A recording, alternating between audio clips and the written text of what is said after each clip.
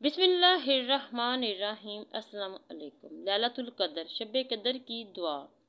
हज़रत आयशा रज़ी अल्लाह तआला अन्हा से रवायत है, वो कहती हैं, ए अल्लाह के रसूल, अगर मैं शब क़द्र को पा लूँ तो कौन सी दुआ करूँ?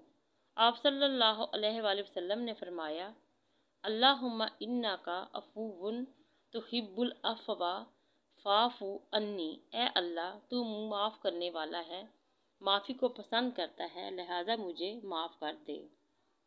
रमज़ान मुबारक में ताक रातों में इन नवाफिल को कसरत से पढ़ना चाहिए, इनकी बहुत फजीलत है। नंबर 1, बाद अज़ नमाज इशा 7 बार सूरतुल क़द्र पढ़िए। फजीलत, हर मुसीबत से निजात मिलेगी, 1000 फरिश्ते इसके लिए जन्नत की दुआ करते हैं।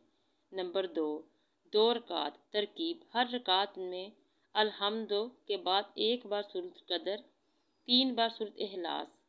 फजीलत, शब क़द्र का सवाब हासिल होगा, एक शहर जन्नत में दिया जाएगा जो मशरक़ से मगरिब तक लंबा होगा।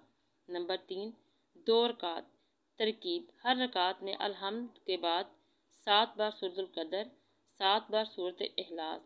सलाम के बाद इस्तग़फ़ार और दुरूद शरीफ पढ़िए।